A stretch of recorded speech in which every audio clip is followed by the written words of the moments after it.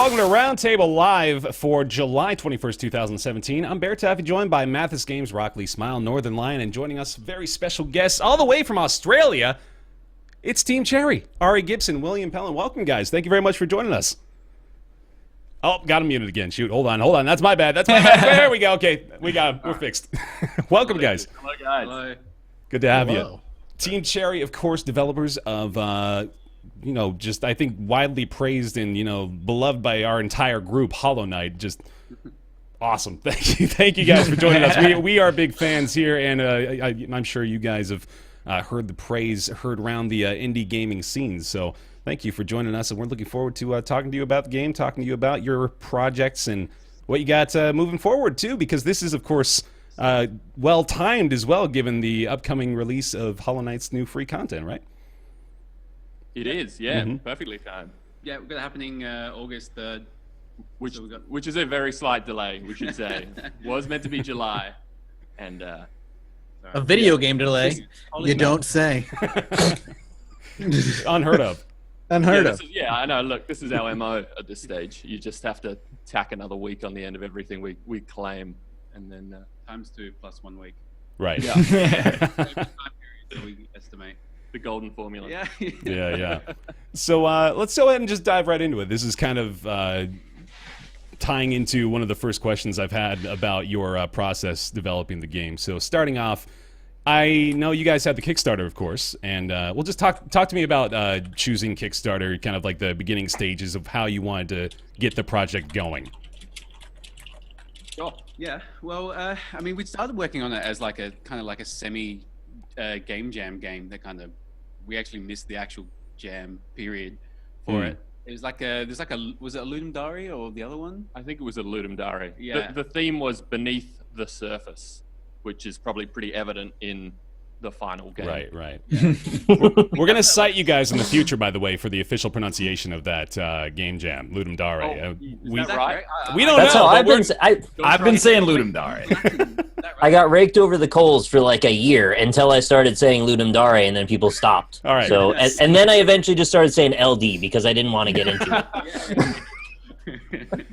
Yeah, because we've done some game jams, and then I think I said like I was going to give this one a miss because I didn't have time. But then Ari rang me up really excited when they announced the theme that it was beneath the surface. Yeah. And so it was a really good theme.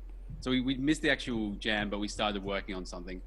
And we already had we just don't rip the sprite from like another game jam. It sounds really callous, but yeah, the characters just ripped out and they added some jump frames. It's the exact same like walk frames, right? Yeah, pretty much. Yeah, maybe clean up a bit. Anyway, so yeah, we worked on it for from June or July 2014, just like kind of doing like a sort of prototype-ish version. I mean, it wasn't meant to be a prototype at the time, but we're just it was only going to be like a 2-hour game project. But towards the end of the year, we started talking about like the potential for taking it to Kickstarter and expanding it a bit. Yeah, I'm sure it's a common story, but we just had our ambitions for the game sort of swelled beyond what we were making, so we sort of had to do something, and then Kickstarter was the best option available. Yeah, we weren't sure whether we should wait until the next year or not, because it was at the end of November that it started. Maybe. I can't remember. It was really late. It was like a really historically bad period for Kickstarters. Yeah. So did you give a lot of consideration then to the time of year and obviously you guys had looked a little bit into the history of the Kickstarters that have been going at that time too. Yeah, I'd spent $1,000 on Kickstarters in the last 2 years before that. So just because I just love it. I actually just like reading the little updates more than even receiving the things. That's awesome. You get that full narrative of productions and sometimes failures, but not usually. Normally just gifts of work in progress stuff. Yeah, it's cool. Now I fund things that look like they're gonna fail, just because I got a list of those. If you need, I'll email it. We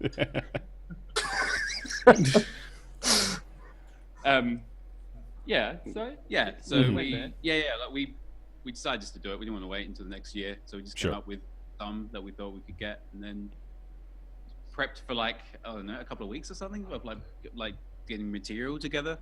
So pre doing updates and art and stuff, and getting a trailer ready.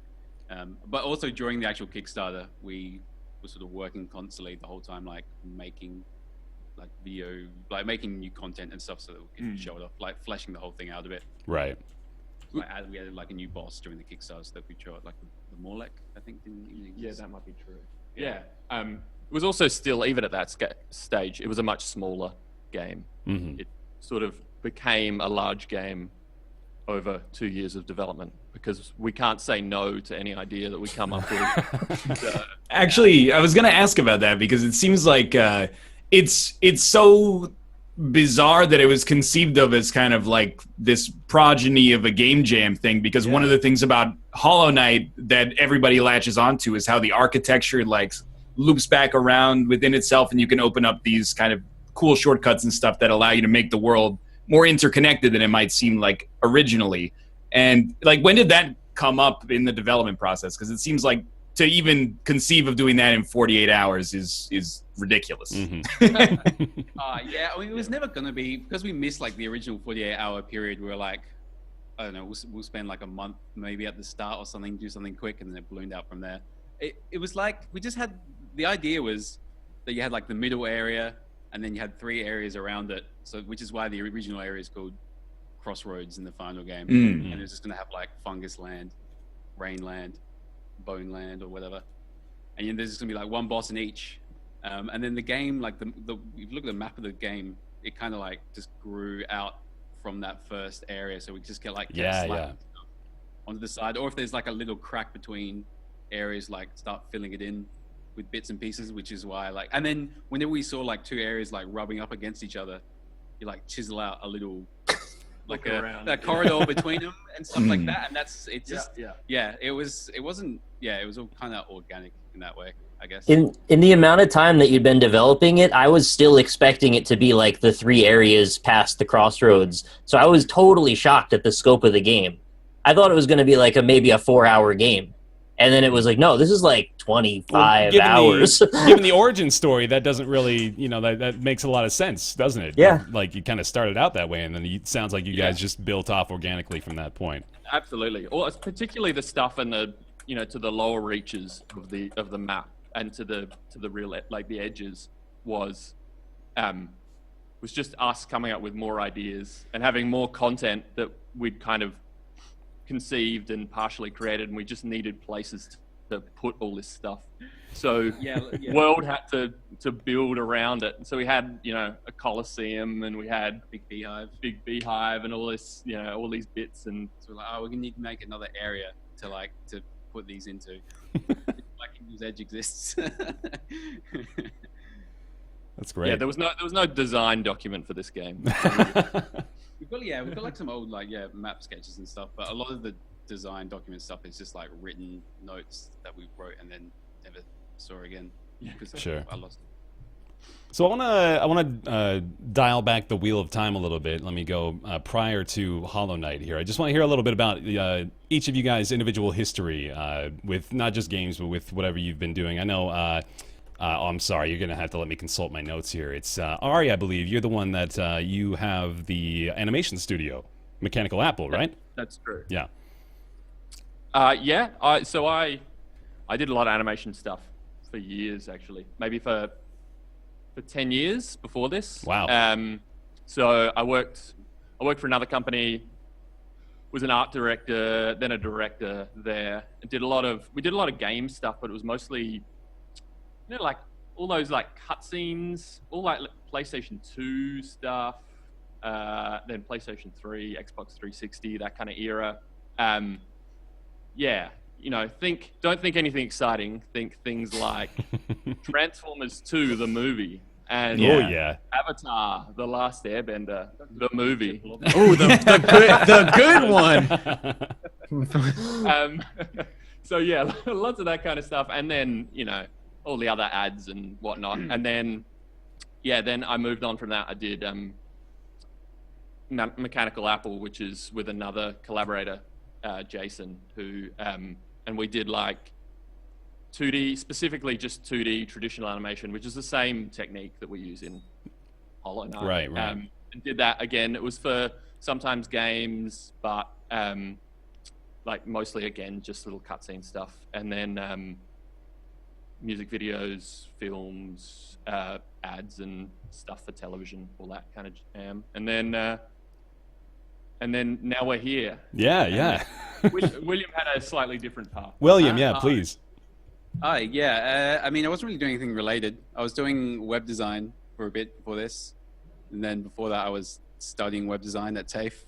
And before that, I was like a data analyst or something at Optus. Or something. Yeah, it was. And then Memory before fails that, you. yeah, it was like a sort of slightly vague job. But I mean, the whole time I've always been making games as a hobby and stuff. So I remember like in high school when my friends showed me like Cube Basic, which is like, so you can make games like where you just like typing in like a DOS screen and stuff. Right. And then like playing around with stuff like RPG Maker. And then I taught myself how to like make games in Flash. So that's when I started learning coding, stuff like that. So before apart from Hollow Knight, my one released game is a Flash game on Newgrounds, and you're a fish and you swim around, and if you touch the wall you die instantly. Oh, we need a title. It's called it's called Return to Booty Grotto. Return to Booty Grotto.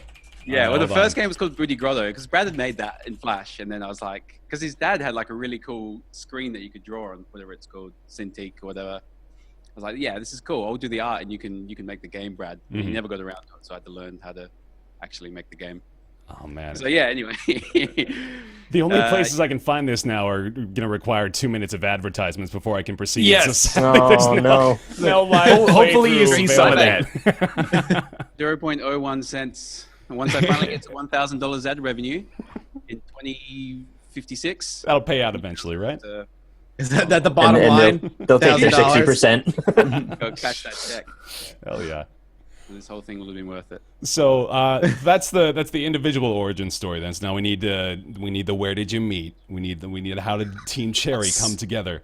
Speed dating for game designers. Mm-hmm. All right. What's the quick version was we knew each other through mutual friends Like years and years ago. years ago. Mhm. Yeah, and then William sent me a demo, which maybe is also available on Newgrounds, of maybe. another kind of Flash game, not Flash, Stencil, actually. Stencil, which is similar to like a game maker kind of engine, like a small game engine. Was that what Hollow Knight started on? I think I remember reading Yes. something about that. Yeah. Yeah. Mm-hmm.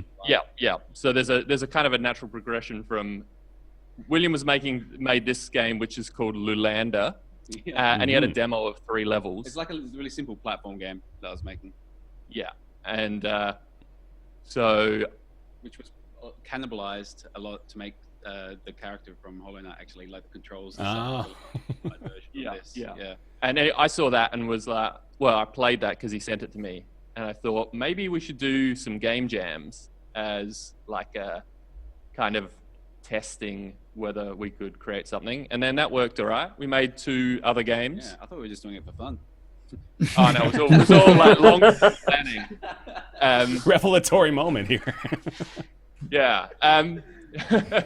Yeah, so they worked out. The first one was called Hungry Knight, which was the one that used the same sprites that became the Hollow Knight. The second one was called Tomb Cat, which is not a fantastic name, but was done in 72 hours. Come up with in the time. Yeah. Hey, I should say as well, in Hungry Night, I don't know if anyone's seen it, but like the basic idea, the theme was, I think it was Lunandari again, was like 10 seconds was the theme. The basic idea was that you had to eat fruit every 10 seconds, otherwise you'd die. And the fruit was like these little cherries. So when they asked us what our team name was, we just said Team Cherry. Oh, There you go. True. I've Sweet never round met- games. Any developer or YouTuber whose like name comes from anything other than, this kind of sounded neat. And that was the end of it. It's like in high school when you do a group project, they ask for a team name, so you just take like all your initials and arrange them in a pattern that makes sense. There you go. Works for me. Chat is loving Tomb Cat right now, by the way. Oh, William, I hope you don't take this to heart too much, but have you seen Newgrounds has not treated Hungry Night nicely. I think it's because when I originally posted it, it had a really good score. And then I had to repost it because I thought it was broken or something. And then like people were judging it not as a jam game, but like they were just Like, it doesn't like in the hold up context out of of it being a context. a game jam. It's They were judging it as a free piece of media instead of a free piece of media. it's all about context, right? Yeah.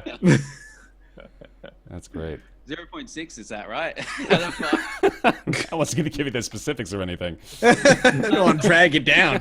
When someone in the Discord was like, William, 0.6, what's going on? We could go lower. Well, you got a lot better reviews to show them at this point, right? You're feeling better now, I imagine. Bad progression. If you look at like the chart of 0.6 to Right. whatever it is. Awesome. Of course, chat, by the way, just so you know, we'll be fielding some questions from you guys later on in the show as we're talking more and more to Team Cherry here. So we've gotten into your individual histories. Well, I did want to ask you as well. We got into your work history, but I do want to know a little bit more about your gaming history as well. I know, William, you have listed here one of your first loves was Zelda 2, which makes a lot of sense given the origins. That surprises me, inspirations. actually. Yeah? Zelda 2 is one of my least favorites, personally. Really? Zelda 2 gets undue hate. That game is good. It did a lot of interesting things. I guess it innovated. There is. What was that, William? Zelda 2 is the best Metroidvania. Whoa, big words. Interesting. You got to defend Nick. that position. I'm going to end up having to replay it just on you saying that. He's just being inflammatory. Yeah. No, it's okay. I do that a lot. I mean, it helped that I was a kid, obviously, and plus games were really new back then, so there was like a really good combination of it being like a really mystical kind of, like, you had no idea how big this world actually was. Like, all the conventions of games kind of didn't exist so much, so like it kind of felt like at any point something really weird was going to happen, and it did sometimes. And there's like a bunch of like really weird items that you could get and spells and stuff. It was cool. I thought it was an amazing game. It also had I actually really like it. It still holds up, I think. it had an amazing box which went a long way, and a silver cartridge which was very like enticing at the time when you're in the video store renting a game. It's true. But it was also like it had like a big sprite, like the character was quite present. Oh yeah, it was like It was sort of like stood out. Had a world map and towns, the world and had lots of little secrets in it, like little caves and little like one scene forest bits that you could go into. Yeah. It's good.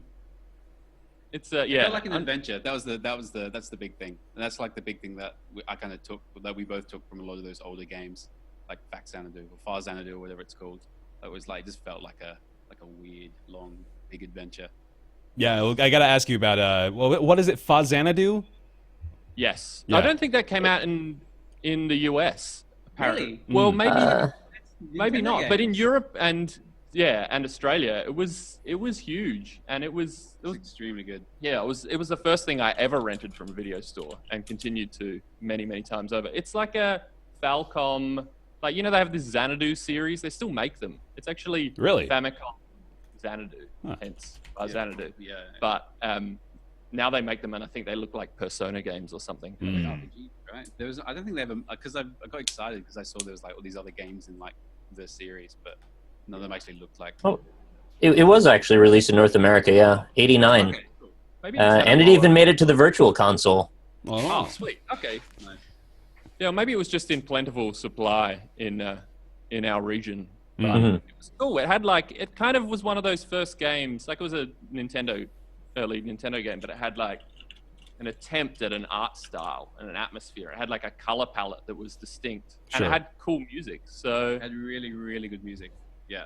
yeah. Like it was like the whole world was like a big tree. So you started at the bottom, you're going around like the roots, and there's like villages in the roots, and then you start going up the trunk, and then go into like a weird misty world, and then go into like the branches and stuff. It's cool. yeah, and hard, Sounds cool. Yeah. like all the games from Yeah. that era. Right. We had like really like weirdly brutal stuff that old NES games had that don't happen anymore. Whereas like in the Mist world, there'd be like mini dungeons and stuff, but some of them would just have nothing in them. Like, you just get to the end, and like that, it was just a Oh. trick. Well, that was an experience. It's like the weird stuff like that doesn't fly at all today, but like it kind of it's annoying, but it kind of also like makes it feel more like an adventure in Yeah. a way, because it's not like you just pick a path and you're going to be rewarded no matter where you go. It's Right. weird. Yeah, and of course, I think it's easy to see inspirations drawn there in Hollow Knight as well. The rewarding your exploration and whatnot. Was there other stuff that you could, pretty safely say drew a lot of inspiration from things maybe you were even playing during the development of the game that might have, steered you one way or the other? Well, we like to say that we explicitly took from Metroid, the original Metroid. Yeah. And well, obviously, we did think a lot about that as we were making it.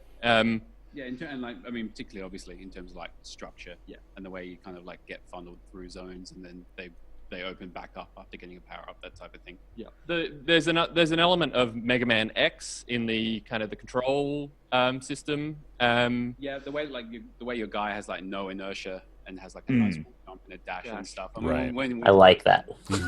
Yeah. That goes over really well for me. Yeah, cool. Yeah, like we explicitly like said we'd like start with like a Mega Man X / Mega Man Zero type of thing. Yeah, so that worked. And then maybe maybe the boss, Mega Man X or all the Mega Mans have that nicely, like they have like really characterful bosses with cool names. Right. Stuff like that. I think that probably comes through there Yeah. as well, a little bit. Yeah, lots of probably like bits and pieces, like lots of Zelda. I played through a lot. That nice feeling of going around like talking to weirdos and stuff. And I'm actually curious, because I've heard a ton of people, including all of us, mention, did Dark Souls play any inspiration to the development or design of the game at all? I hadn't Because played this a lot of is Dark Souls when the I started.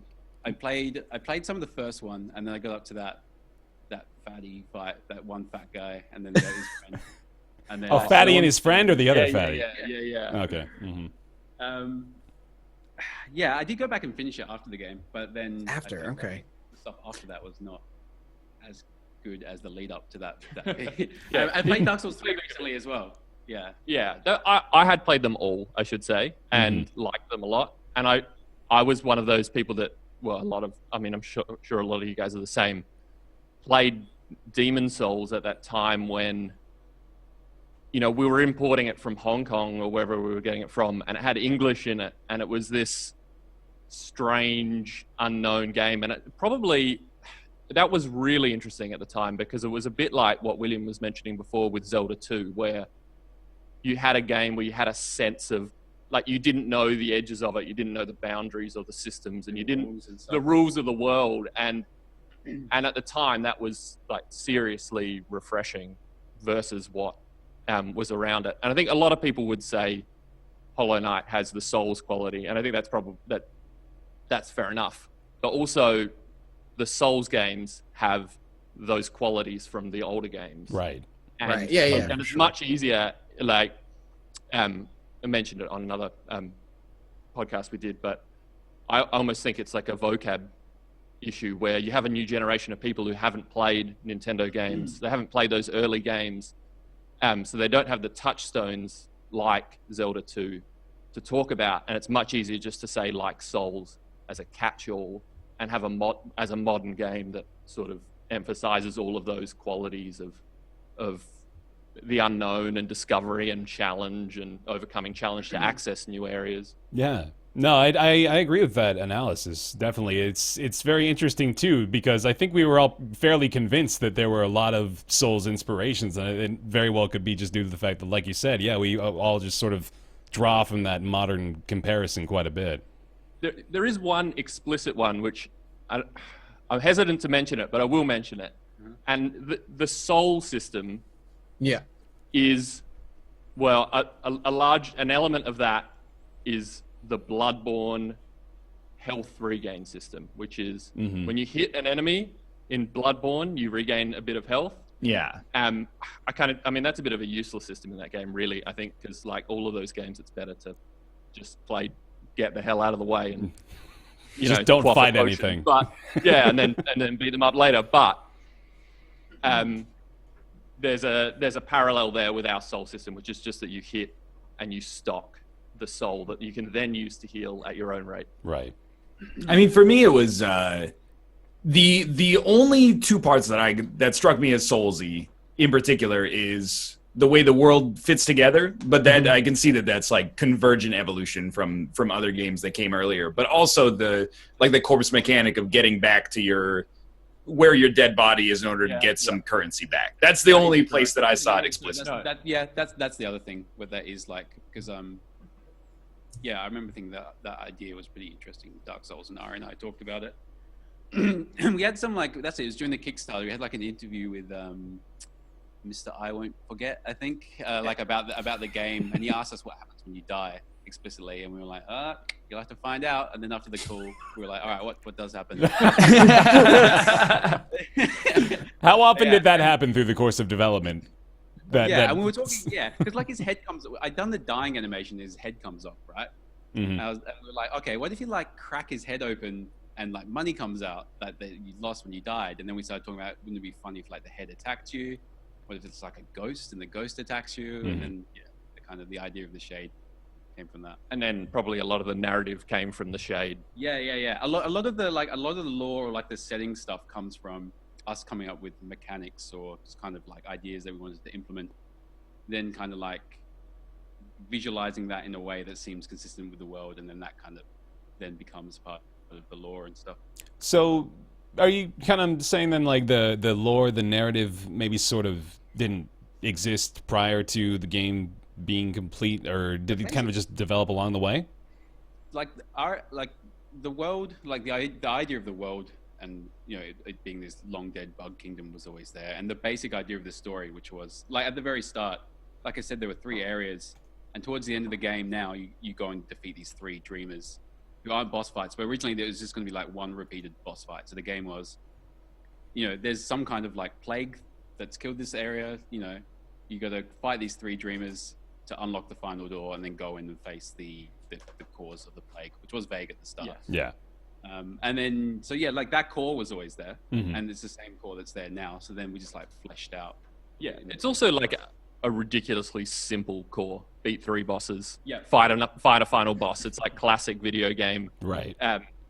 thrust, but it kind of gave us like that a framework to pin a lot of things on, and have a lot of those weird little tangents of like strange characters going about their own little stories. Yeah, and again, it's like the map where there's gaps, you start to just fill it in because something makes sense, or like 2 characters or 2 concepts seem like close to each other, so you start to write things in a way that suggests they may be linked or something like that. Mhm. Yeah, eventually, like probably if you have too much lore up front, you run into that issue where you get bound by the narrative. You like get locked in to certain things, and you can't make the gameplay decisions that you want to be able to make because it doesn't fit with the story that you're trying to craft. So we just let everything kind of come together gradually, and solidify right near the end there, which hopefully makes it all feel a bit cohesive and makes the mechanics and the world feel like they fit with the story of the world. Yeah, I imagine that may have contributed to a little bit of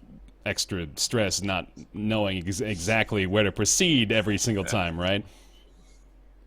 Kind of. I mean, we always like I said, we had that core, so we always knew the end point of the game. Mhm. Yeah. So it was more like, there were questions of why is this character attacking you, and then why they're your friend later on, that type of stuff. That was like we'd worked out that was going to happen, and then we're like, we'll write why. That also keeps it fun as well, right? Yeah, Because yeah. if you're making a game, that was actually the better way to do it. if you're doing 2 years of development, it would be so dull to have everything planned out in advance, Right. and then just like be Just production like lining this bloody thing. You want to be like, if you want to be able to come up with funny or cool ideas midway through and go like, yeah, we can put that in because we've left all these gaps that need to be filled anyway. Yeah. And that kind of keeps it Probably one of the interesting. reasons it does balloon out is because that desire to keep adding new stuff is always there. Yeah, You just yeah. gotta come up with something and then it fits, so you can't not make it.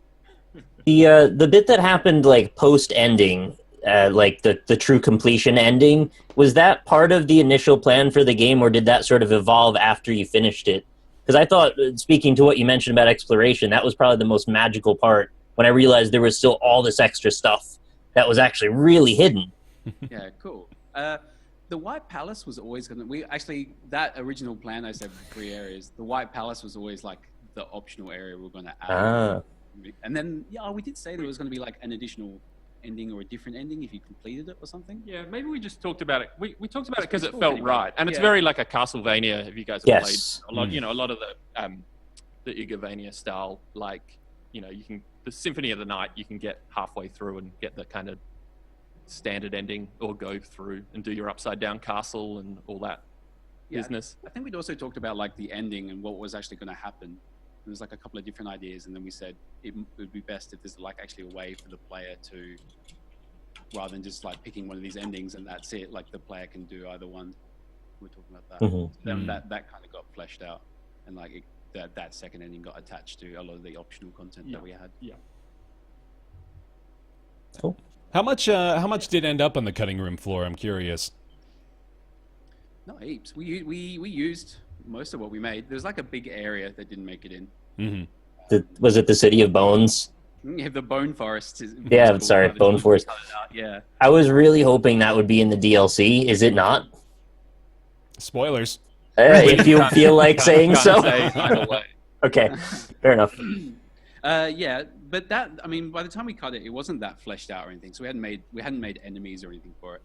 And I think pretty much like every enemy and boss that we conceived and like that went anywhere past like sketches, that once you already created art for it, we used it. No, actually, there's a couple of enemies that we didn't use. Maybe that weird charging thing with a big nose. Yeah, that never really had an area anyway. Yeah. There were a lot of enemies that ended up on the cutting room. Mm. Look, yeah, lots of sprite, just like the animation, like little other mages and little some of the bosses that I can't mention for Yeah. certain reasons.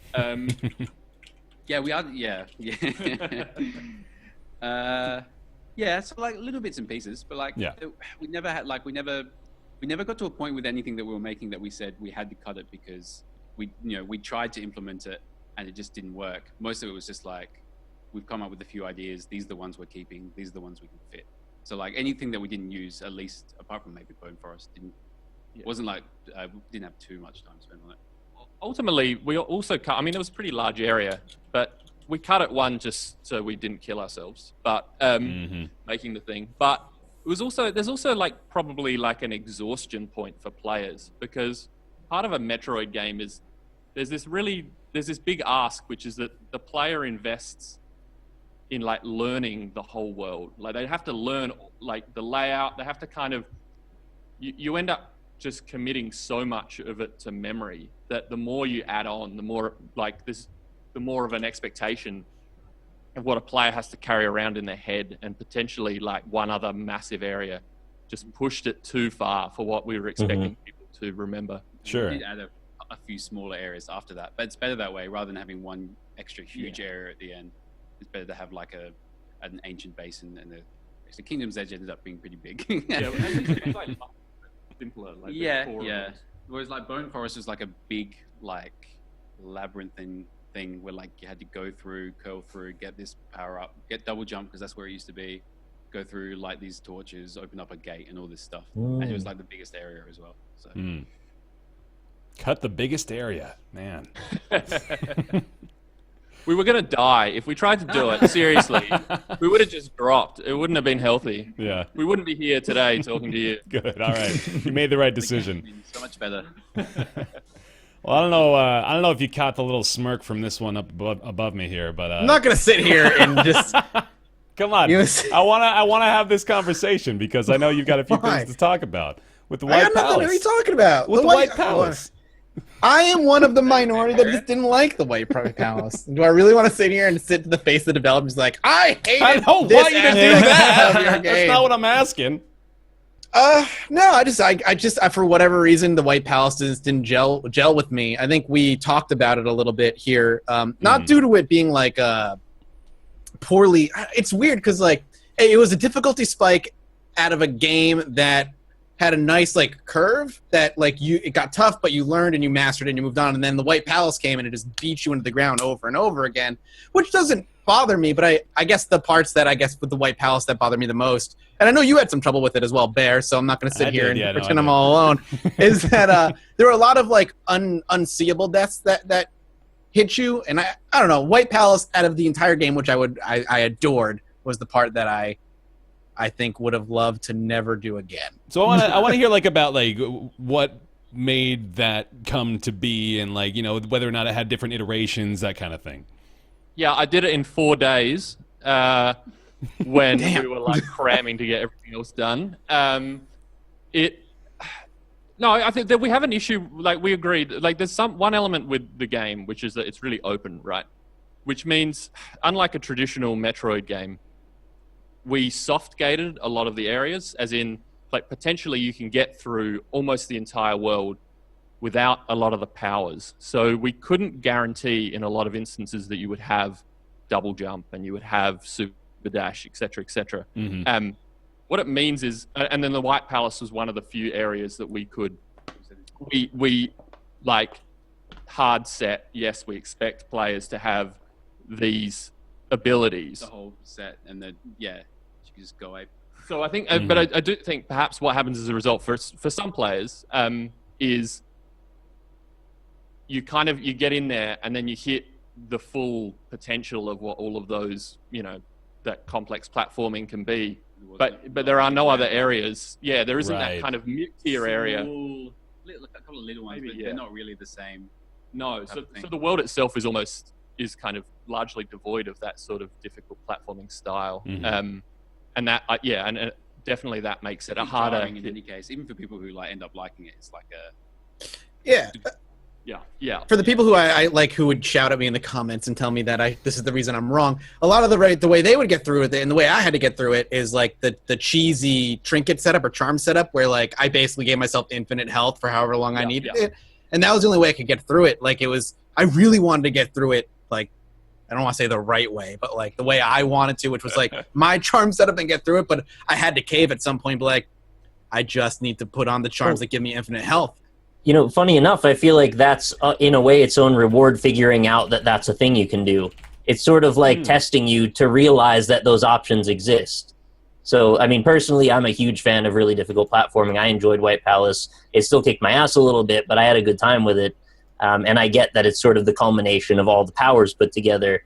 I'm glad it's there, but I also get why some people are super frustrated with it. We should say that there are two elements. There are two, we get emails, and there are two emails that we get quite commonly. One is that fucking White Palace, get rid of it. You're killing me. And then the other one is at the same frequency is that fucking gold Colosseum, which is the Colosseum. I tried that thing twice, and I was like, this is optional. I'm done. The Colosseum 3 was the thing that killed me. That makes the people angry at the White Palace in ways that it's like there's a lot of stuff behind it. That's which true. Is whereas like the Trial of the Fools is like explicitly you can finish it if you want, but it's just for the fun of it. It's funny. There is like a divide between people who hated White Palace and people who hated the Trial of the Fools. It does often seem like the people who people seem to swing one way or the other normally. Like either they hate that some people trial, like both, but it's mainly like some people can't stand the ridiculous combat challenge. Some people can't stand the ridiculous platforming challenge. And it's cool as well. I was saying to Ari, because I made that Trial of Fools and Ari made the White Palace, so it's like we've each made our mark. That's great. Hate the game. Yeah. That's it. I should say we don't regret either. We're quite glad that they're in there and in the state that they are. But they definitely it's quite like the memory of the game, right? Like the making those kind of like really harsh moments. And Mathis, how did you feel? What's up? No, go ahead. What's up? How did you feel about Trial of Fools, Mathis? Because I really didn't like it, but I liked White Palace, so I'm just curious if you're the other way. No, I actually didn't like the Trial of Fools either, but like I guess I fall into the people who are like, well, it's optional, so it doesn't bother me that much. Like this is an optional, whoop me over and over again. I'm doing this to myself. Where White Palace was, I wanted that ending and I wanted to do it. And we sat here forever, and I did a whole video just kind of like reviewing the game and dissecting why I despised the White Palace for what it was, because I wanted to love it. But I don't want to sit here and tell you why your design is wrong. Because that's why we're doing the show, right? Is that what we're here for? Oh, all right. So here's what I loved and hated about your game. But I mean, it's overall, like looking at what I consider Hollow Knight like a modern masterpiece. Like it's such a small blemish on the game. And I mean, Ryan would say something, but he didn't finish it, so it's fine. Apparently, you can't just really like a game anymore. You have to can't get the true ending. You have to finish it. Every game you have to finish 100%, or you don't like it. And I said before the show started, if anybody can get Ryan to do the true ending, it's going to be the developers, or you're all out of luck and you're never going to get it. I go right to the source here, man. I'll do you a drawing of the Hollow Knight, and we'll sign it, and we'll send it to you. I'll make it. It'll be like a little smaller than A4. Right. Now I'll do it 5 times for that instead. Again.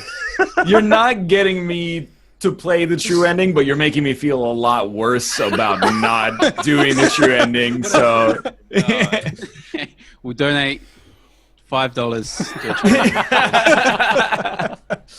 Sweet Might not seem money. like a now lot you to know do, how to get big to a shot, YouTuber. but Sorry. some kid, some orphanage could really do with it. oh no.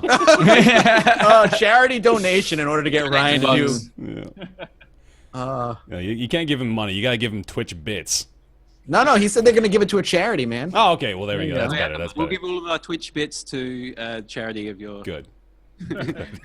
This is gotcha journalism, and I don't respect it. I'm being ambushed, and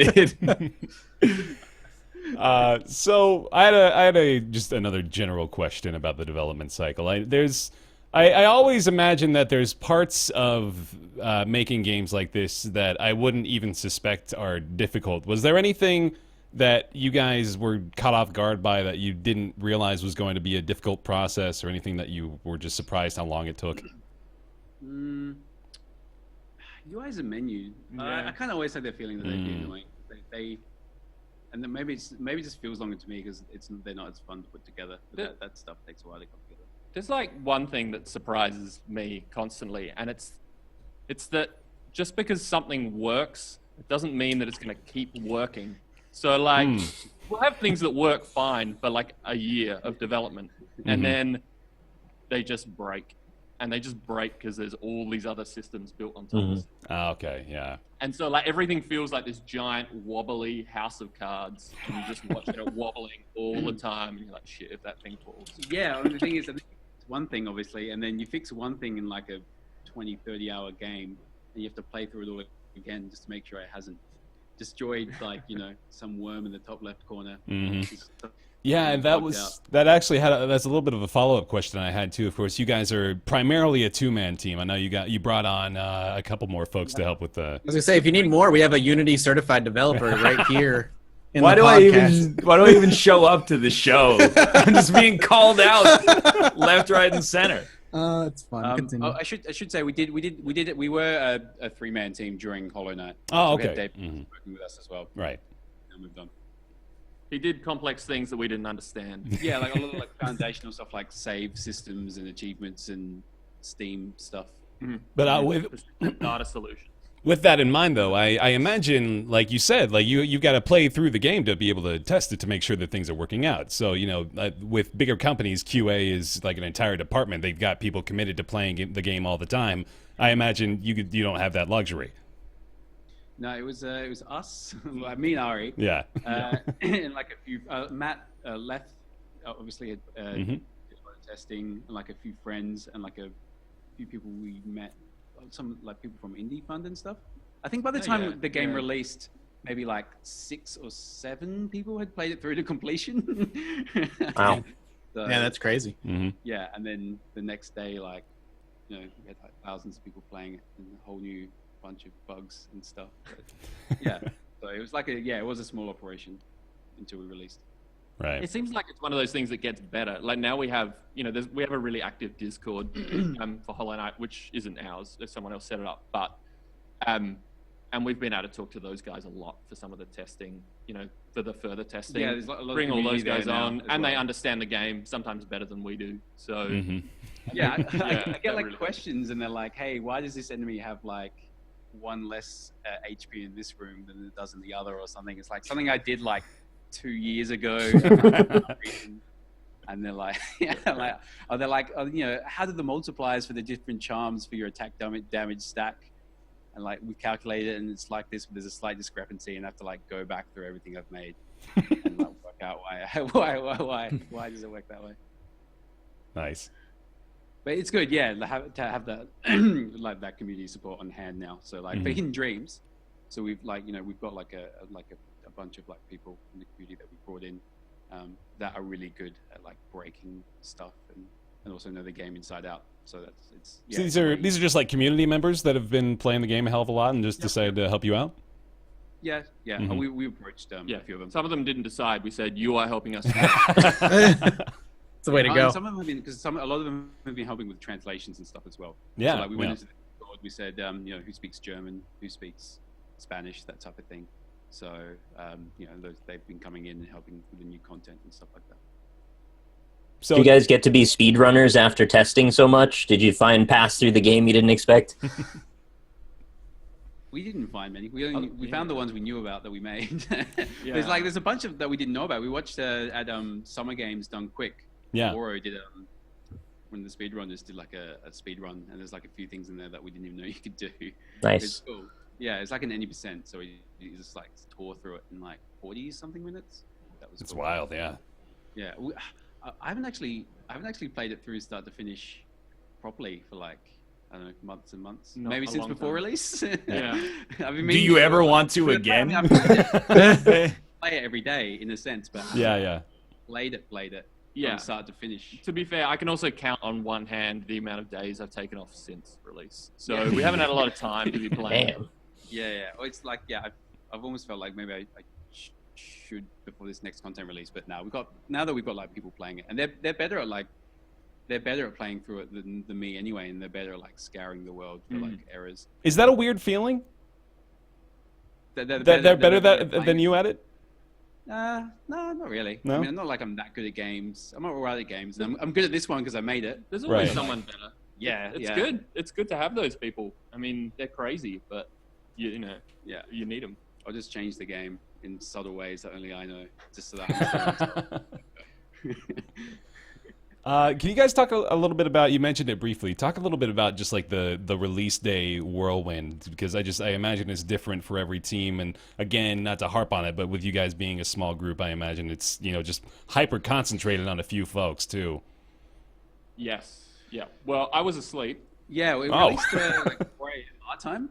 just for the launch. Yeah. Yeah, Mhm. like he was skimping. Like it had been like a long week of like, because we wanted to get like the final build ready a week in advance at least, which seemed like the prudent thing to do. But then every single day, something else broke, and there's some like weird new drama. So, but then by shortly before release, it was pretty solid. So yeah, I was here in the office, and Leth was kind of like looking after it and had like a countdown stream going, and I was in the office, and when it ticked over and people started buying it, and that was good. And then it was 2 weeks of bug fixes and optimizations. Which is probably like the standard for every independent. Right. Right. Yeah, it's the thing. Like, I mean, like you said, we're a small team, and we can only test so much. And even if we'd like delayed the game by like a month or something, we still wouldn't have found, up 50% of the bugs that occurred in the first day after release, just because suddenly you've got like thousands of people smashing it and playing it like in hundreds of different ways. Right. Yeah, so it's like there's no like big end point. I mean, it just kind of kept Yeah. going. It kept going. Then we did take 2 days off and we played Zelda. Oh yeah. And I played that Nier game. That was alright. Yeah.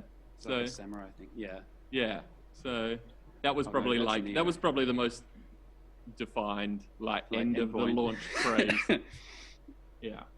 Great.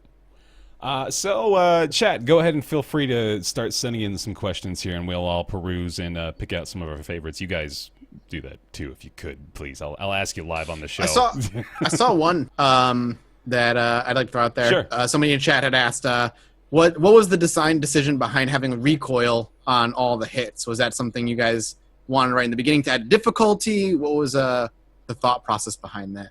No, it's related It's like to the feel of it. It's like the feel. Yeah. Just it feels good. It's about like it's part of like a larger thing, which is about your like presence in the world. So like we just made a lot of decisions, as many as we possibly could, to like enforce the idea that you like physically exist in the space.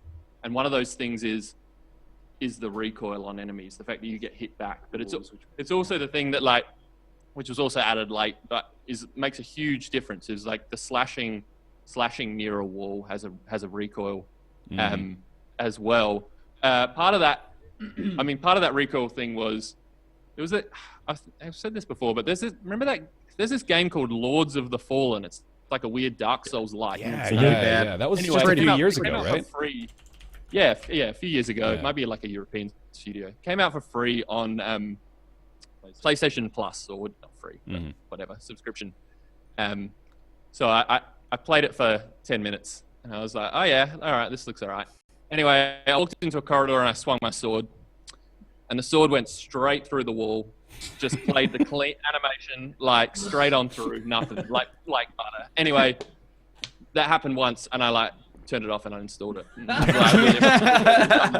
Yeah, it is also like it's also like a consistency thing, because at the very start there was no knockback, not even on the down slash. So you jump, you down slash an enemy, fall through, hit it, which was terrible. So we had like the bounce off the enemy when you down slash it, which is a lot of fun. And then I realized that it was also easy to jump up slash an enemy, and then like keep going into it as well, which is really annoying. So like, all right, well, I guess I should just kick you back. And then once you had those two, and it's like, but you don't get knocked back if you hit them on the left or right. That was like a weird feeling. So I added that, and we played around with it. And I actually, I really prefer it just because it's got like a weighty. Zelda 2 has it as well. You get knocked back and it feels really good. Like you jump up, hit it in midair, and you come back off of it. Yeah, and it's like it sells the impact. You're not just a sprite anymore. You're like a little creature that has weight and inertia, and you can really feel things. Yeah, it's funny because actually, I now remember there's another reason we did it, which is funny because like people say maybe they think we added it to make it harder or something. But one of the reasons we added it was because, and this was when you had like a smaller sword slash, and we saw this. We took the game to like AvCon 2015. It was like the first time Just a local convention. And one thing people did is like they just attacked and kept walking towards an enemy as they attacked, and then eventually just took damage. Yeah. They added like a kickback, so they'd attack, get kicked back, attack, get kicked back, and that actually stopped them from just. It taught them a little bit about sort of keeping that distance and stuff as well. So it's like just a bunch of reasons. And then by the time we put it in and tested it, it felt correct, and like taking it out, we never really considered it because it was like, it made everything. It was solid and correct. Right. We got a question from the fifth Matt. The sound design in the game is really through the roof in terms of quality and immersion. I'm going to agree with that. Christopher Larkin, I want to give him a shout out too, of course, the composer for all the music. Thanks, Chris. Yeah. He's there with you. He's actually here in this city with us, and we'll probably see him at some point this weekend. So we'll awesome. Pass that on. Yeah, please do. And then he did an amazing job. We like slammed him on this thing.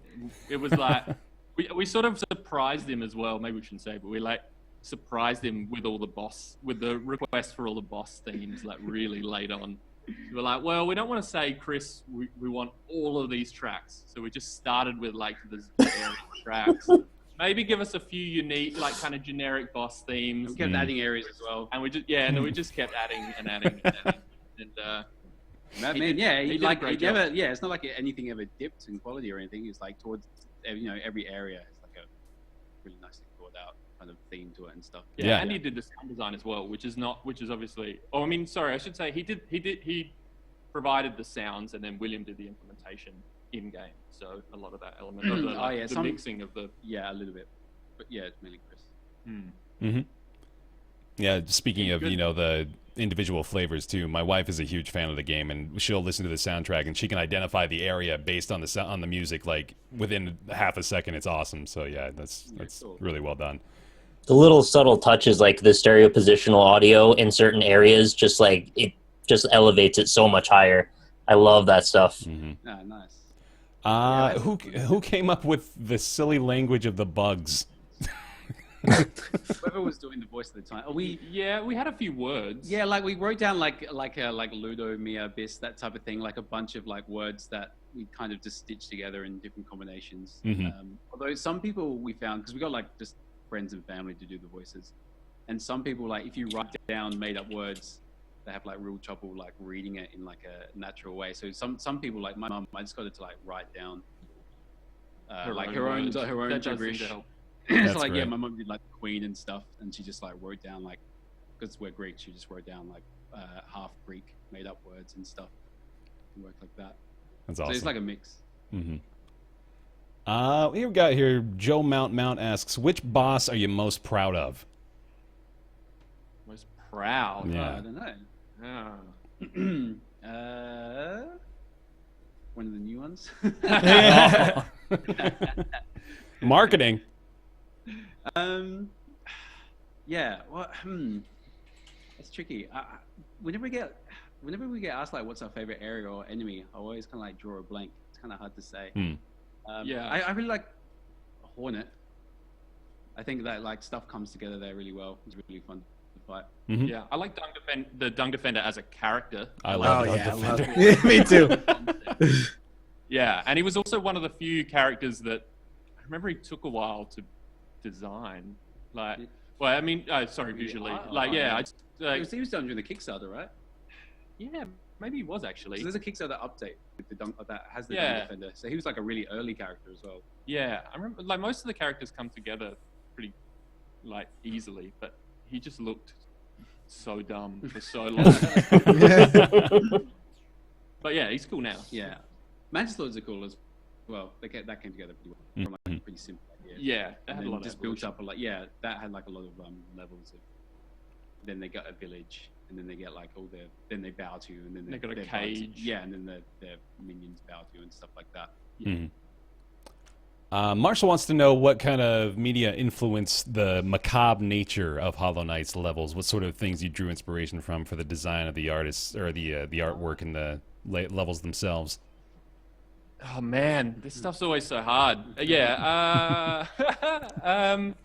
Well, there's kind of like a Victorian-y sort of vibe in the early part, right? And maybe in the city streets.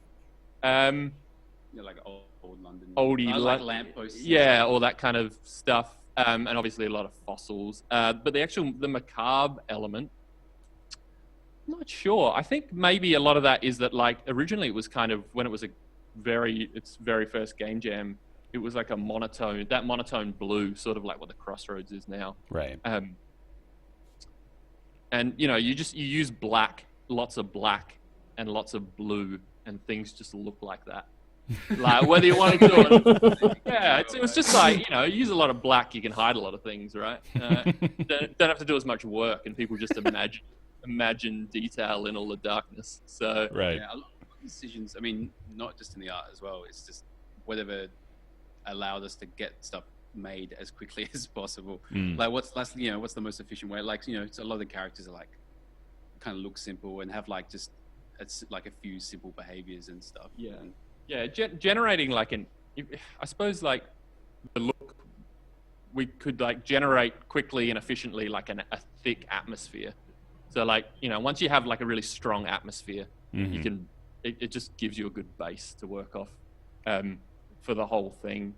And it just feels cool to be in that world. Like it feels more immersive. It's kind of harder to do with like a sunny world, maybe. It's not. Yeah. There's less of an inherent mystery in it, so there's less of like a pull maybe into that kind of space. Yeah. Yeah, makes sense. I'm gonna rephrase your question a little bit sneaky. I think I'll still stay true to the plot though. So it says, was there something after the game release that you guys weren't a fan of? Was there maybe a part of the game that upon putting it out into the world you maybe realized in retrospect, I wish we'd done this maybe a little differently? White Palace was too easy. White Palace. There were bits that didn't make it. There weren't like any bits that I look back at and say I don't like it. There were things that we wanted to get in that we didn't, and which is one of the reasons we've got like these content packs coming up. Like a lot of it, some of it is like new ideas and stuff, but some of it is, that feature is missing, or that. Oh, I shouldn't be too specific. You gotta be careful. Sometimes people say things like there's like some stuff that has been omitted. That we have said like it makes sense and we understand why that complaint's there. And so we're working towards, and like there's like a couple of bosses as well, like ideas we had that we couldn't fit in, that we're adding. Yeah, it's tough. I'm not sure. It feels it feels like a cohesive whole. And we sat on it for 2.5 years really. So yeah, so I mean the stuff that we didn't like, we worked on to the point where it was least it was fine. Yeah. Or we dropped. Maybe the Hive could have had one more pass. I think. I don't know what that exactly means, but just it could have either just been. We talked about some stuff. Like it would have been nice to like poke into little rooms and see little guys like living in like weird hexagons and like moving around. We might use that idea later. Okay. Yeah, just sometimes a bit of like fleshing out. So maybe unfinished maybe it's like or unpolished maybe like there's like more passes maybe the way to think about the Hive. So in the end we just had like for time reasons we just had to accept that it's just like a mini dungeon and it's like that's enough for now. But I got to the part of the chat where everybody's imitating the in-game gibberish. So it's just a bunch of Papanada. Yeah. Cool. Oh, man. There's a lot of lore questions here, which is that you got to take that to heart as people really care a lot about this stuff, man. It's awesome. I have a question. Yeah. As the guy who always ends up being the most or the only anti-consumer person on the show, if I am falling on that sword, I guess. When you come out with a game that ends up being like very successful, where does the decision take place whether to release, as you call it, like a content pack as like a small microtransaction versus as free content? And do you feel like speak, I guess, to the idea that developers have like an obligation to maintain and kind of cultivate a garden of content around their game long after release? Well, I mean, none of it has ever felt like an obligation to us. Like we've always wanted to do it. In terms of like making it a paid thing, like we don't know how to do it. We don't know how to do it. That's a great. Oh, that's the best answer. That is so pure and innocent. I would have put that as B. Because that is the secondary element. Like it seems difficult and like fracturing, like would you want like people's experience of it as well? Like the way some of this content is done, it's not like a separate. You're going to the tower of pay $5 to do an extra event type of thing. It's like that is pieces I want that are that. integrated. Like we've tried to make it feel like stuff that's in there. Like if you were coming to the game fresh, it would all like feel like part of the world, and the ability to cut that out for people who haven't paid or whatever is actually like a really big job and not something that we're that interested in doing. Like the way it's kind of like integrated in a nice way. Yeah, the main thing is like this stuff is just fun. We want to make this.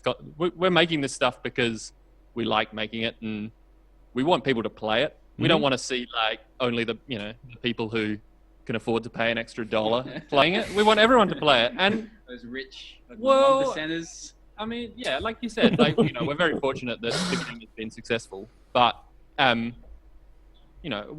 game we make, we want to be able to just add stuff to and keep it going and keep it a little bit alive in that way. It's just nice. Yeah, I mean, maintaining that living feeling is just nice as well. It's nice that the game, has these like spurts of like time to dip back in and people are talking about it and people are looking forward to it, and it's like it's just like a fun environment to make stuff in. Yeah, awesome. Cool. Vetifer wants to know, are there any Easter eggs in the game that haven't been discovered yet? No spoilers, of course, but there's some stuff that there was some stuff that like that we had hidden pretty well, and that like data miners had like found the art for it, and then they thought that you couldn't actually get in there yet. And then eventually people did find it. It had, I think. I mean, I won't say 100% of everything in there has been found, but the bulk of it has. Yeah. And some, people are just going to find through data mining and not through the complex riddles that exist in the game. I found a room adjacent to Deep Nest that has a glowing sigil in it after a very difficult jump. I think you know which room I mean, hopefully. There's something that is to that, right? They just looked at each other, shit, we forgot to take that out. There's like a reason for that there, right? Because it just kind of doesn't go anywhere and then you leave that area. Is this the cryptic tablet? It's just kind of floating in the air, kind of glowing. When you open the room, it's a secret wall, and then there's a thing that runs out of the room, and then you go upstairs. Yes. Okay, you know what I mean now. Well, yeah, we do. We're not done with that just yet. Okay, so, thank you, because I looked for a very long time. No, it's just a tease for now. Okay, fair enough. Hunk of Dunk, he says, where exactly did the design for Hornet come from in the sense of it being a simultaneously a recurring antagonist, but also driving you toward the bulk of the plot? Additionally, are you surprised by the amount of awkward, weird, sexy Hornet fan art that I discovered on Google when making thumbnails for the series?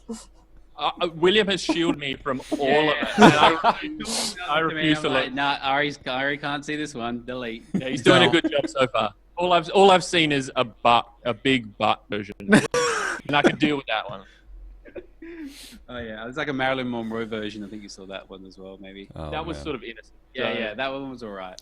There's like a spectrum of stuff. He's keeping me pure. Yeah. Smart. All it was really early, right? Yeah. Like first week or so, or second week of the Kickstarter, like. Yeah, as a character, her like full integration into the narrative happened throughout the development, though. Yeah, I mean, she was always planned to be like your kind of a rival / guide, like someone that you'd encounter multiple times. Yeah.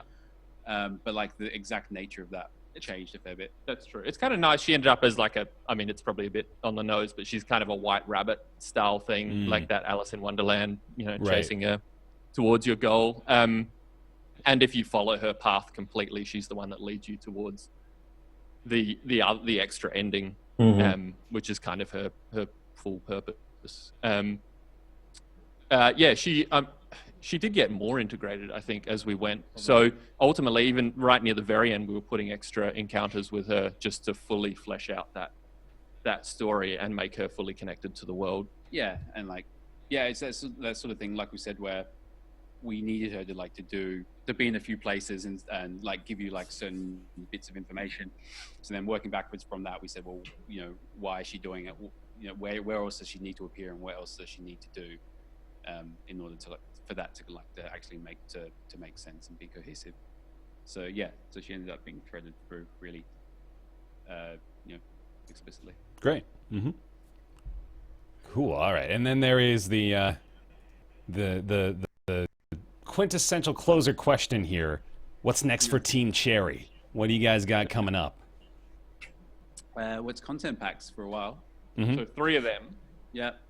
Also, we're just working you're doing bits and pieces of working with translation and the Switch port and stuff. We're not doing the Switch port, but we've got someone else here in Adelaide doing it. But we're sort of managing those bits and pieces. Yeah. Do we have we actually have the playable Hornet content, which is our biggest thing, which is not part of those 3. So there's another content packs. There's a separate bit of extra content, which is not a content pack. Which is during the Kickstarter, we promised that it'd be a playable like Hornet.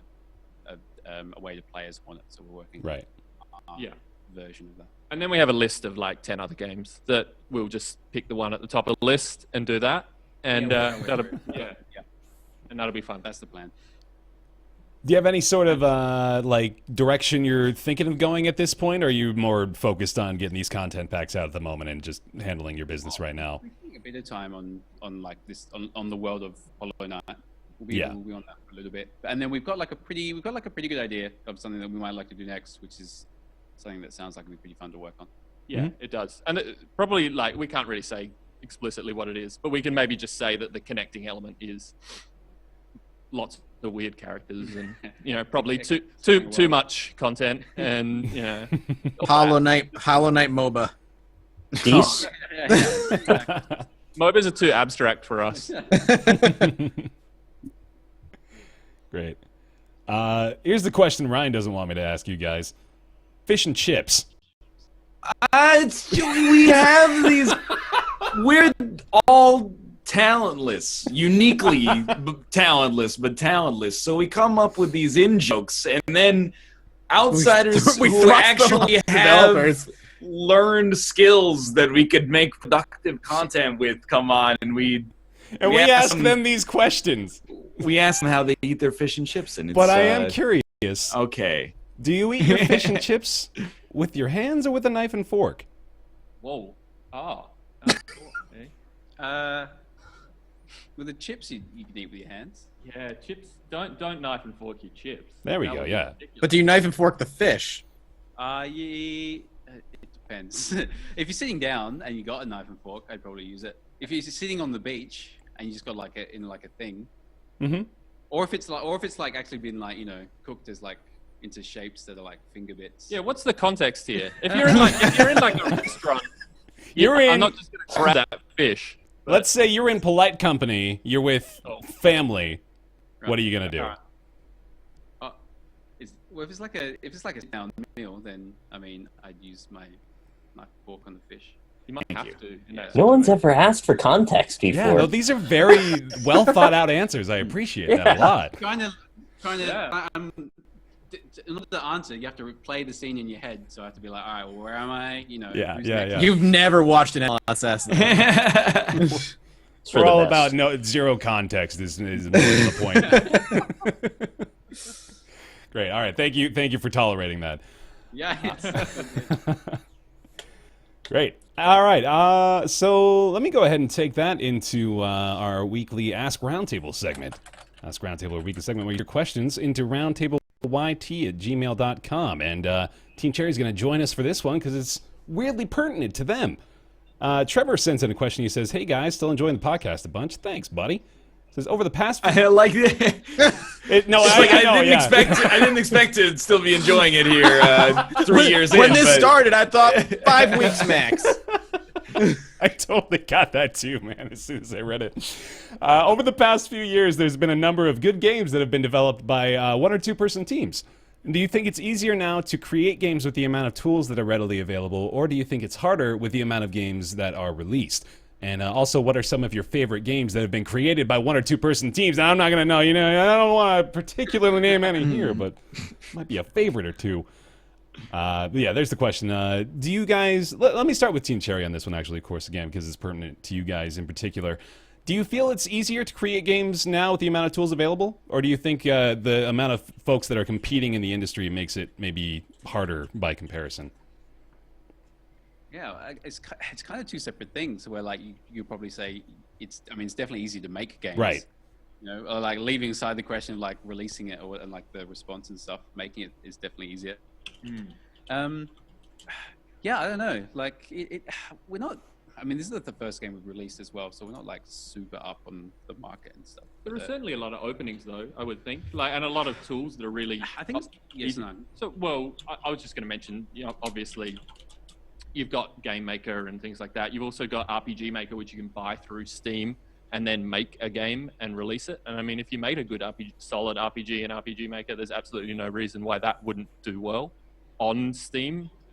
Always Sometimes Monsters is a good example. And that was good. And that To the Moon, I remember, which was Yeah. like a little narrative game, and that did, people really quite like that. And then there's always really simple things like you could use Adventure Game Studio these days, and make point and click games, and there's a dedicated audience. There's a little for like that. niches. Like Yeah. you find a lot of the stuff that there's heaps of stuff coming out, but the types of games that kind of rise up out of that are probably the same games that would have risen up out of it 5-10 years ago, and that like there's like a specific look to them. There's like a specific niche that they've filled that is like in some way underserved or something like that.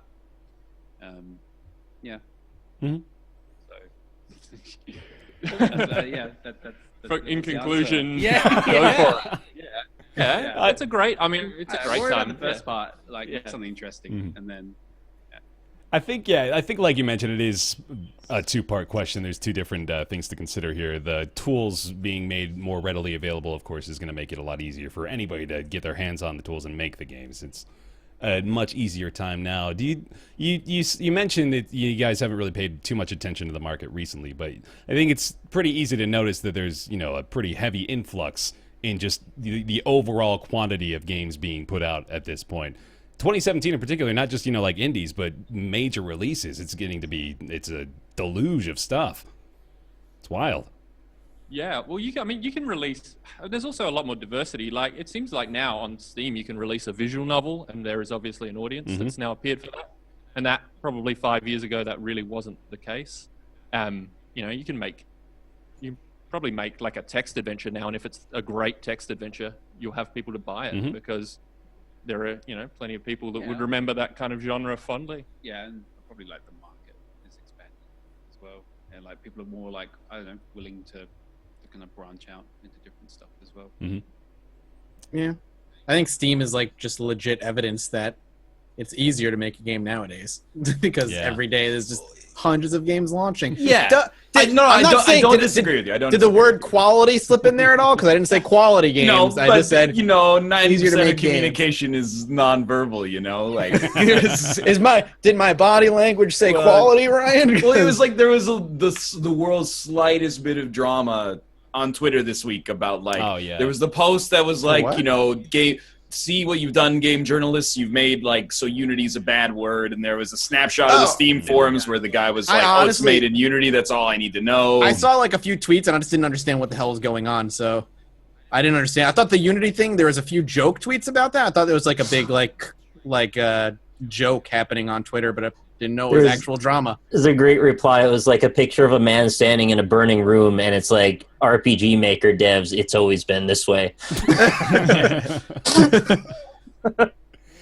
Well, you guys, Hollow Knight was made with Unity, so it's kind of a weird little note to make there too, right? Based on that conversation. I think it's probably it's funny. The what we made the prototype of Hollow Knight in Stencil, which is like a simple game maker thing. Right. When I was looking up stuff, to learn, because that has it's similar to Unity, but at a lower level where it's got a really low barrier to entry. So a lot of people make games with it, and then kind of flood. It was Newgrounds at the time. So suddenly there's 100 really low level games made with Stencil. So that's so then in people's minds, when I was researching it, people were saying oh, you can only make bad games in Stencil. I'm looking into it, there's still good stuff made with it. It's just that anything with a low barrier to entry will always have a lot of examples that aren't so good. Sure. And so it's easy to remember that stuff. And now Steam has a low barrier for entry. Yeah. So you get to see it there as well. Yeah. No, that's true. I'm guilty of having this admittedly no good reason negative bias towards Unity because of all the garbage Unity survival games I've forced down my own throat. So anytime I see Unity, I just get this immediate reaction of oh, it's Unity, okay, doesn't mean it's gonna be bad, it's gonna be good. If there's really the splash screen at the start, I'll admit there's a good chance it's probably not gonna be great. Most of the time. I'd say the opposite. I'm thank God I can pick which resolution I want to launch this at. No, I'm not talking about that. I'm talking about the made impersonal Unity gotcha. splash screen. Still, there are games out there that don't look like Unity games. It's Escape from Tarkov, that amazing-looking shooter that's coming out, is a Unity game. And I was like, wow, they must have modified the ever-living hell out of that. Probably a lot of the best games, or the higher level games, don't really talk much about being made in Unity. Whereas all the low level stuff have the logo at the start, and that's what sticks in your mind. Whereas the high level professional games don't have the logo at the start or anything. You actually have to research the game to even realize that it was made in Unity. That's true. Yeah, if it's done well enough, you're not going to know. Stuff Ori and the Blind Forest was made in Unity. And Inside, which was very slick. That's completely seamless stuff. So right. Great. Cool. Okay. Well, thank you, Trevor, for the question. Appreciate it, man. If you got a question for us, feel free to send it on over to roundtableyt@gmail.com. And I'm going to surprise Team Cherry with this one, actually. I didn't give him the primer on it, but it is time for everybody's favorite segment after their favorite segment, and it's Nick's Weird Games. Oh, okay. That's right. We're going to forego the theme song this time around due to the lack of preparation. But this is our weekly segment, Nick's Weird Games, where Nick is going to go grab a game from his catalog of many weird games. We're going to try to guess what it is based on clues, for, developer, year of release, platform of release, things like that. Sound good? Yeah. All right. Let's go ahead and join in with us. And close your chats. Weird, no theme song, just going right into it. It feels wrong, doesn't it? Well, Feels abnormal. so wrong. Well, I just happened to accidentally pick one that might actually be right in the wheelhouse of Team Cherry's time spent knowing the industry. Nice. I said you develop stuff around the 360 time period, so we're doing a 360 game today. Let's see. So we've got a Square Enix game. It's an RPG, and it was released in 2008. and it was also ported to Windows a year later in 2009. Single player only. It is actually developed in Unreal Engine 3. Trash. And it was intended by Square Enix to become a cornerstone for their worldwide strategy. Ooh. Sucks. Which sounds like it would be really important and a game that lots of people have played and talked about. Right. However, probably not what ended up happening. So it's not Lost Odyssey or Blue Dragon because those are too popular. But there was a time where Square Enix was like throwing games at the 360. Last Remnant was one. Done. Whoa! Wow. Nice. Last Remnant. Wow, That's dude. the one. I didn't take even a get to game- do the critical reception or anything. Jeez, You man. take a game from like the Mathis working at GameStop GameStop era. Like, Yeah. Well, yep, that's that. There You was got it. another one as well for the 360 that I'm trying to remember. Shit. Chat also nailed it immediately. Nice. Wow, damn. Archon Zach, first one, nailed it. Well That done. normally goes a little longer. That was Yeah, we usually take a few, like 5-10 minutes to talk this through. Man, did you play this one, Nick? Actually, you might be able to tell. Still sealed. Still sealed. Yeah. Oh shit. Let's find out. eBay. Oh yeah, you got to Still know. sealed. Mhm. Last Yeah. Remnant. It's Their on- favorite segment after their favorite segment after their favorite segment. How How much- much is Nick's Weird Game worth? Let's see. Last Remnant I know- is on Steam. I'll have you know, so you Yeah. might not get the. You can get like a factory It's- sealed $22. It's no London 2012. We'll put it that way. Didn't they have crazy performance issues on Xbox 360 anyway? Last Remnant. Yeah, I think so. Nick wouldn't know. He didn't take it out of the wrapping. Yeah, I didn't play it, so. how wild would it have been if it had actually been a game that you worked on the cutscenes for? Oh, God, that yeah. would have been like Blow my Ouroboros. mind. Yeah, if only. Square Enix, talk to us. Can you name drop a few of those that you worked on? Maybe a few of the big ones during that era. No, if I kept going, it gets too embarrassing.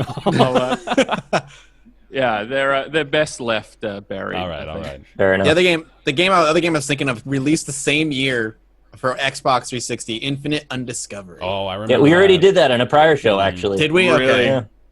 Yeah. Square Enix 2008, Xbox 360. Pretty mediocre. Hard to forget the name of that one, though, man. It's a weird one. Yeah, that's a Star Ocean, what's it called? Recklessness and faithfulness and abandonment and Pridefulness and Abandonment. Kingdom Hearts Until- 2.8, Dream Drop Distance, Remix, Final Chapter, Prologue. exactly. Oh boy! All right, well, that'll do it. That'll do it. Hey, everybody. Thanks very much for joining us for another episode of Roundtable Live. And thank you very much again, Team Cherry. This was a lot of fun. Really appreciate you guys being Yes, here and thank you. accommodating. Yeah, thank you very much. Despite not nasty time zone differences, we appreciate you guys being here. It's alright. It's not too early for us now. Yeah. Like No. 11. Although this is the earliest we've got up in On the about Saturday, 3 months. yeah. We're actually supposed to be at a convention right now, but so we've just got one of our friends standing at our booth. Oh, really? What? You picked the right podcast to skip it for. Yeah, geez. Yeah, we'll let you get back to that then. Is there anything in particular? Of course, there's the content pack to Hollow Knight coming out. Is there anything in particular you guys want to plug, like a website, anything like that? Sure. Yeah. You can go to teamcherry.com.au. You can go to, you can go to hollowknight.com. Mm-hmm. Team Cherry Games on Facebook. On Twitter. There's a Facebook. Sure, we update that stuff. Buy the game on Steam. Yep. On Buy the Game Forever. Yes. Anywhere on GOG or Yep, Humble on GOG, or Humble, yep. Yep. Great. That's us. Awesome. Yep. Yeah, again, thank you guys so much. Really appreciate you being here. And thank you all for watching as well. Want to send a big thank you, of course, at the end of the show here to our Patreon supporters over on patreon.com/roundtable. That includes Julian Avelsgaard, Jonathan Graham, Scotty119, Ricky Grist, Peter Sunnison, Leah Rokema, Ellis Spice, John Kalchik, O. Thomas Games BR, Jakar Sampson with the dance number, Kolnar, Sanoa, Jamie Tinsley, Joseph Boss, Penn Gillette, Michael Bush Larson, Talks to Wall, TJ Majesty, Chaos Never Gonna Run Around and Desert You Theorists. I gotta tell you, this this guy has been Rick-rolling us through the course of like 80 weeks or something here. He's been changing his name every single time. It's great. Colby Klein, Greenlight, Oren Saltzman, Eric Schooley, Brizzlebrit, Positron, Mitscara, Mediocrities, Justin, Smurfette, Logan Ray. Thank you guys so much for continuing your support over on patreon.com/roundtable. Thank you again, Team Cherry, for joining us, and thank you all for being here. We'll be back next week. See you then. Bye. Bye. Bye, everybody.